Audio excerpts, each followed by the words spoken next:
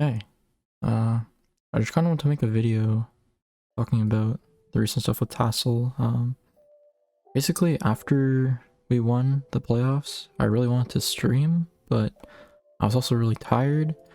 I'm like, there's so many things I want to say, but I don't want to like beat like 16 things, so I think this is probably the best way to do it. I don't know. Stream probably would have been better, but again, I was really tired, so yeah, I'm basically just me talking about just all of Tassel really. More so the playoffs, but I'll also mention a bit of the regular season. So yeah, and the background gameplay playing right now is footage from me playing Japanese solo queue. I was considering putting the actual Tassel matches in the playoffs, but I figured since I already uploaded the full games, there's really no point. So if I remember, I'll link them in the description, but yeah, go check them out. Going into the group season, it was kind of shaky. I mean, we were playing with Toon, we weren't playing with Shaq, we weren't really sure how our comps were gonna fare. Round 1 we faced Sayo, and unfortunately the roster was like kind of in shambles. They played the actual match versus us with 2 subs, so it was basically just a pickup, and I mean they got rolled 5-0, but not really much to expect there.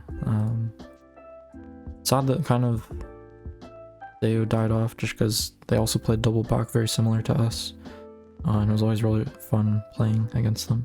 Also, I kind of feel like an asshole because I made my name 92.5, which was a reference to like the voting poll on the Tassel Twitter. I thought it was a joke because it's like haha ratio, but it's also can kind of be taken as like an egotistical asshole. So I do apologize for that. I meant it as a joke, but yeah. Next week we ended up playing with Bagel instead of Toon. I'll talk about that more later, but versus Supernova, it was pretty solid. I mean, watching it back, actually, a lot of the games are like pretty close, but regardless, we took the entire set 5-1. We did drop one game, so like it wasn't a complete stomp, and again, some of the games were close, but still pretty dominant from us. And then the following week we played Slaughterhouse, and actually going into the Slaughterhouse set, I was not nearly as confident as like all the analysts and people on Twitter were for us, FTWin. Everyone thought we were gonna like 5-0, completely sweep. And to be fair, with our regular shock roster, I do think we would maybe 5-0, maybe 5-1, maybe drop a game here and there, but still definitely a dominating performance. But actually, going to that set, I was really nervous just because our comps with Bagel really weren't working out. That's not his fault at all. It's more so just the fact that he has a very similar weapon pool to Biscuit, so making 2 Spotlings work in a comp is really hard. And yeah, so we struggled a lot that set. We took the set 5-3, but a lot of the games were really close, and some of the games we lost were really dominant for Slaughterhouse, so honestly not feeling the best leaving that set, even though we did win. And then in the final week we fought Starburst, and basically our idea was we either keep playing with Bagel or we can gamble and try playing with Toon, because obviously what we were doing with Bagel probably wasn't going to be good enough to beat Starburst. So we thought, we'll give it a gamble, let's try playing with Toon.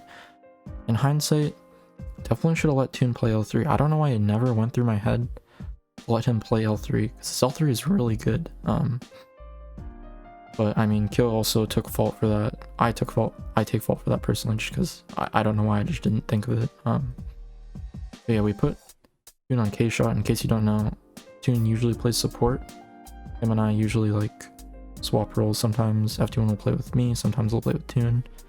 So yeah, basically 5 days to learn an entirely new role on a new weapon for him, and I mean, given those circumstances, I think he did pretty well. I know he personally thinks that, you know, the set was his fault, and I don't blame him for that at all. Like, given the circumstances, it's really hard to perform there. So yeah, we went into the Starburst match not really super well prepared. We ended up losing 5-2. Actually, watching back the analysis on FLC's stream, some of the games didn't look like terrible. Like, it was bad, yeah. We lost 5-2. It's a pretty dominating scoreline, but like, I don't know, some of the games it felt like we definitely had some sauce going.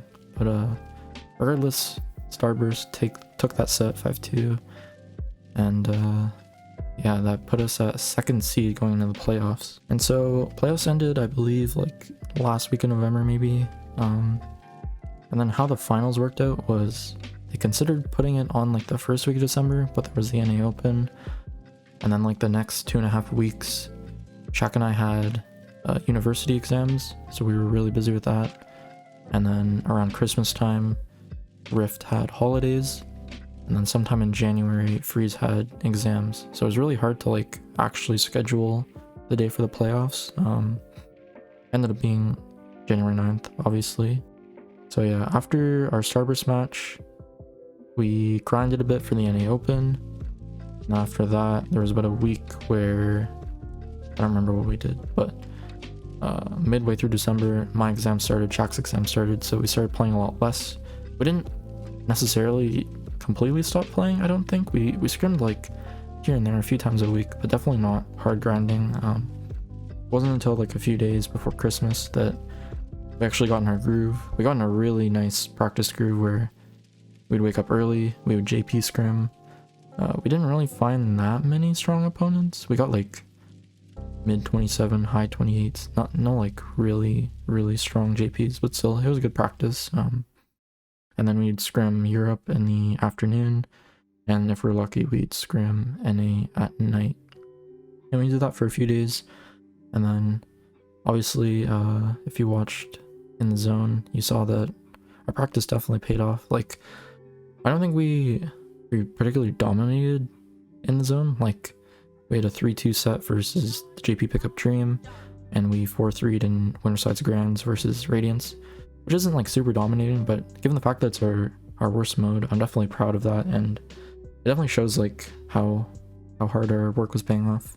Unfortunately, a few days after the In the Zone, Biscuit went on holidays, I believe. So In the Zone was probably like Saturday the 26th. I believe Biscuit left Monday the 28th, and he was supposed to come back Sunday the 2nd, which would have gave us exactly a week to practice.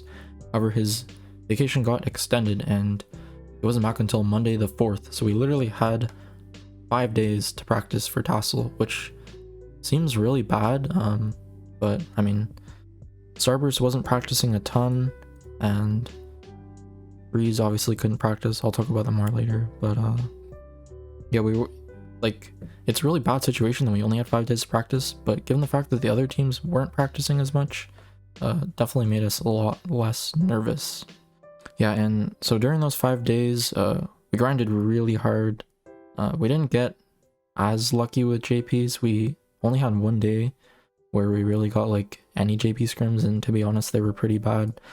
Regardless, we scrimmed Starburst a few times, we scrimmed Rift a few times. We didn't end up scrimming Freeze, and we also scrimmed a few pickups during the week, so we got a decent amount of practice, I'd say. I was definitely feeling confident going into the playoffs, not like we under-practiced or anything. And then the day of the playoffs, I personally was really nervous. In the past, I don't typically get nervous in Grands. The only other time I've gotten nervous in Grands was the NA Open in the summer versus Starburst. And that's just because that was supposed to be the last time the roster of me, Shaq, Kyo, Biscuit played together, and I really wanted to win that. So I kind of got in my own head and I started playing really poorly. That was really the only other time. And then, but to be nervous before the playoffs, I mean, I was literally shaking, like while I was warming up, while I was just walking around my house. I was super warm. I used to do competitive swimming, and every time I had a match or a race beforehand, I would always get like super warm and sleepy, and that was happening today. And yeah, to be honest, why I was nervous, a top 4 of a tournament has never really been this close. Like, I think aside from Freeze, because obviously there were circumstances today, but I think you could argue that any team could have taken this tournament, and that really hasn't been something you could argue for like a really long time. Like 4 different teams Usually it's between like 2 or 3 teams, right? So yeah, I was personally super nervous for this tournament. So the day of, how the schedule worked, it was going to be Starburst versus Rift, and then it was going to be us versus Freeze, and then I don't know if the bronze match was going to be streamed before Grands, but it didn't end up happening, and Grands was after that. So Starburst versus Rift, if you watched my Tassel interview, I kind of alluded to the fact that like we'd be close, because I think everyone was kind of thinking that, or at least a lot of people were thinking that Starburst was going to take that set pretty dominantly, and watching them in like end of November when they beat us, I definitely would agree with that. However, there were different factors, like they had been practicing as much. They had taken like a pretty big break after they beat us. They had played a few weeklies and they looked a little shaky in those.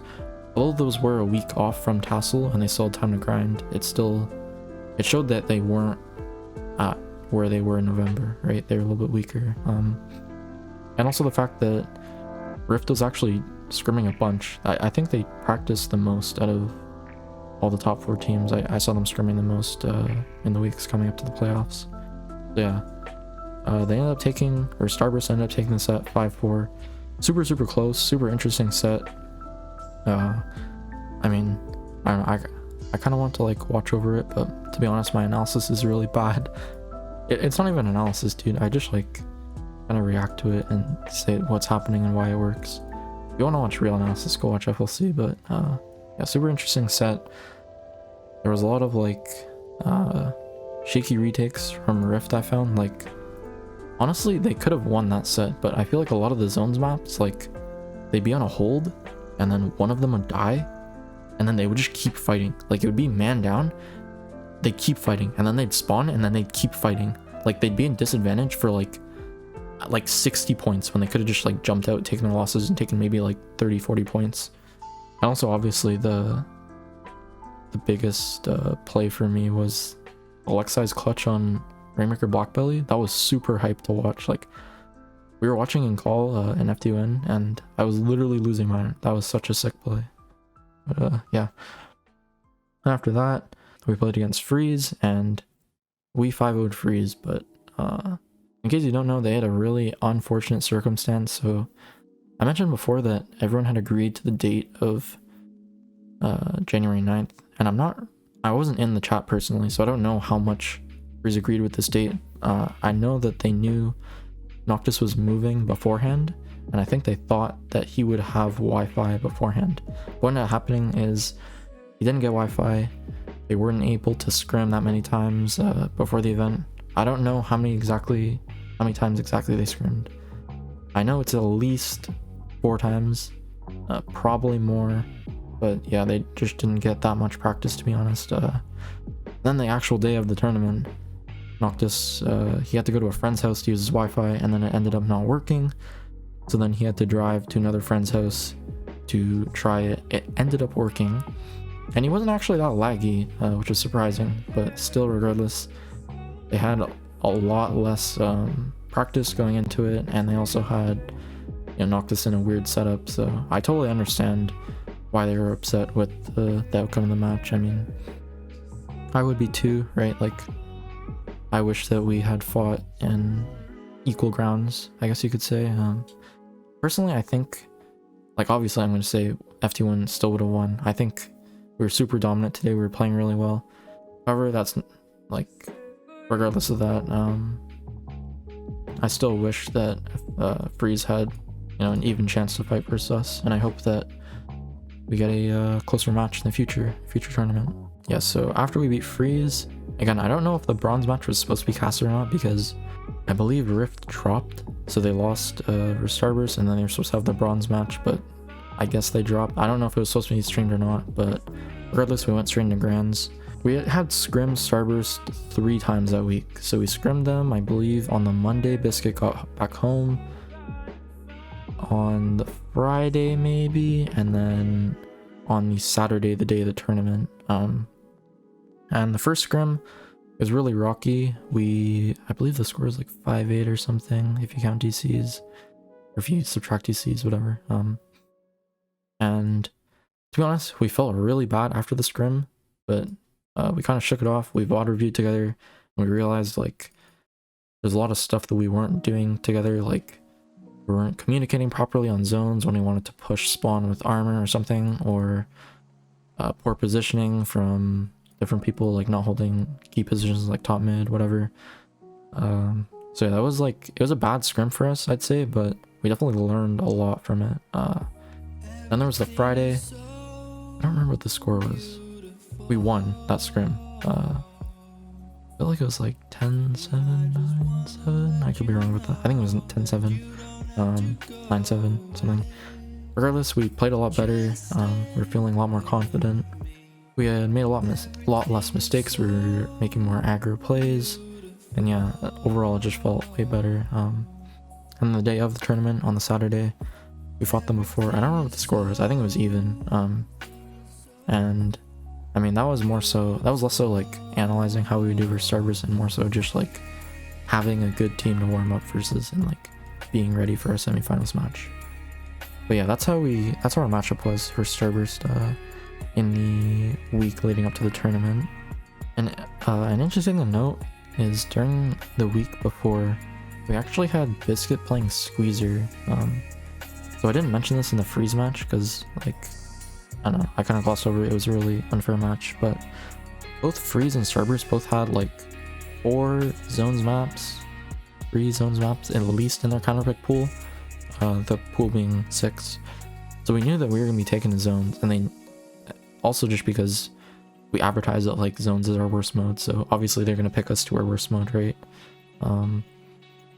So typically our Nautilus comp is really weak on zones, not because Nautilus is necessarily bad on zones, but more so just because Inkjet's sometimes like inconsistent, the paint output isn't the best, and not like just the general style of always like fighting, having like a really flowy anchorless comp doesn't always work out the best. So we look to Squeezer just because it kind of plays a similar role in how easy you can kill enemy front lines, and also bubbles are a really strong special in zones.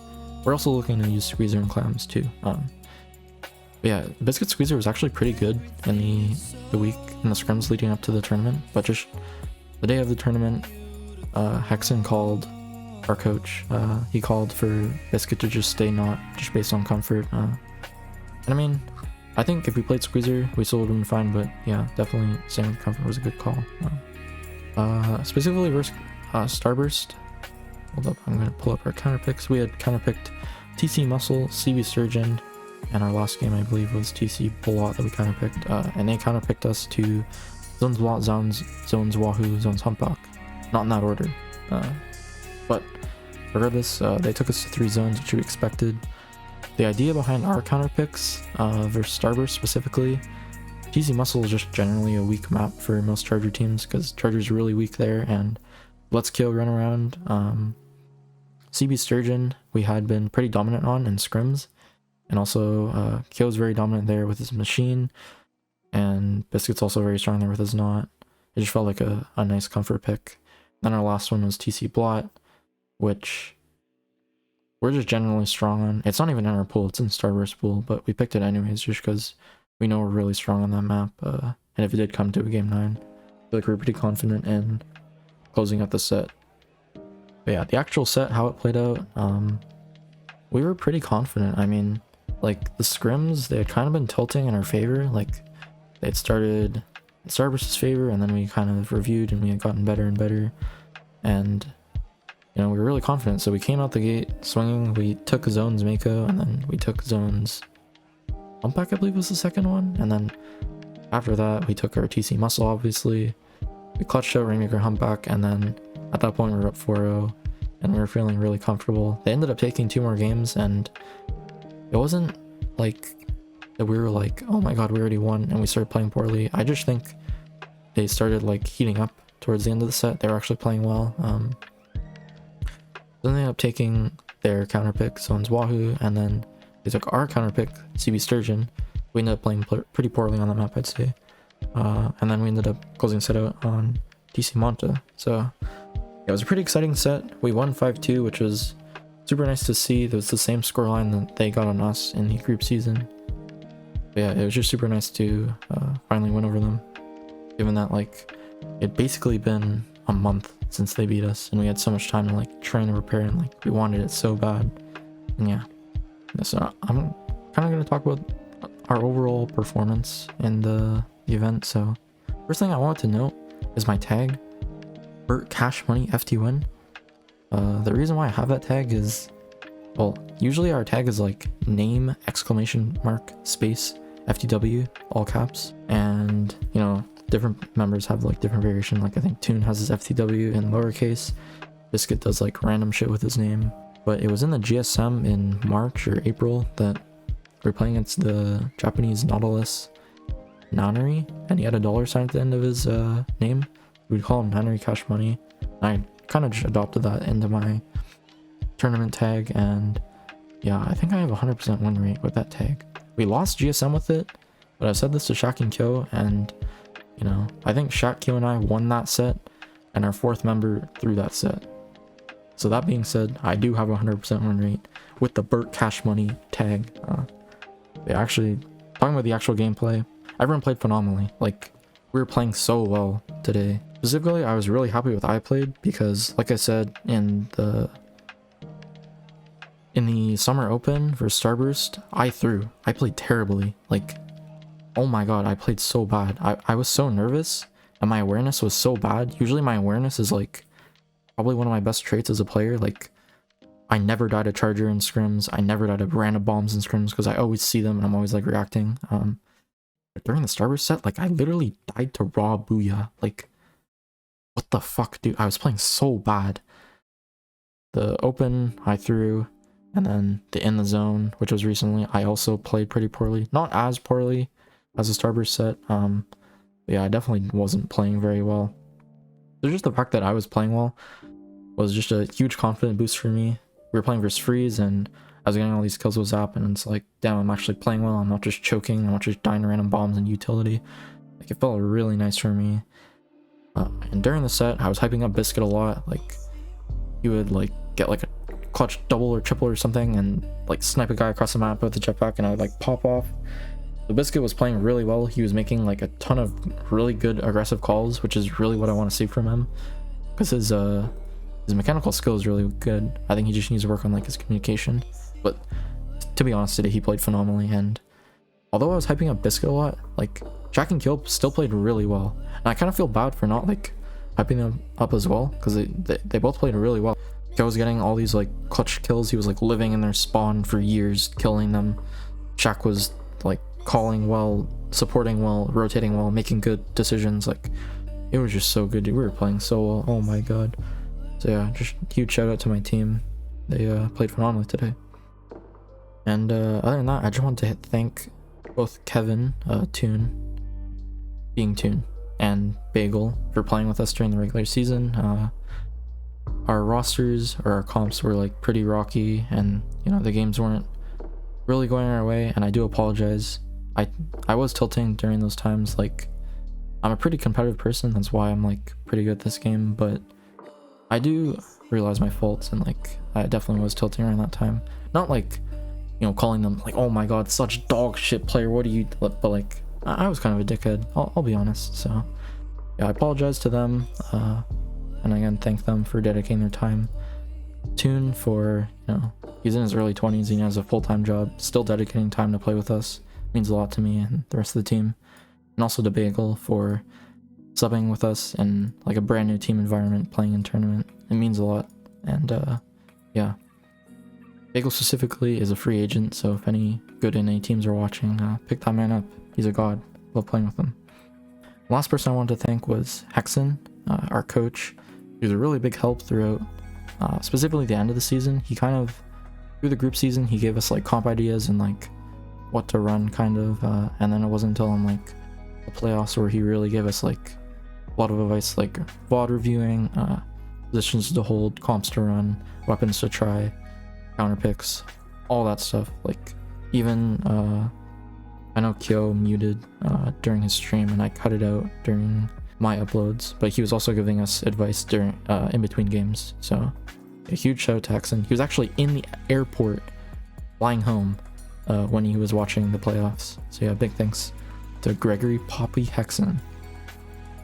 And of course, thank you all to everyone who worked on Tassel, all the casters, analysts, producers, TOs, literally everyone. Like, if you believe it or not, there was none of this, or none of this was supposed to be planned. Like, Sendu just approached all the top teams. It's like, hey, do you want to play in this league? And they're like, yeah, that sounds cool. And then there wasn't even any money or like cast or anything, and we got like the prize pool and all the support from like K-Bot and Ninja, all these great people putting a lot of time and effort. So yeah, big thanks to them. The event was super cool to watch, and yeah, just big thanks. And also thank you to everyone who supported us during the regular season and the playoffs.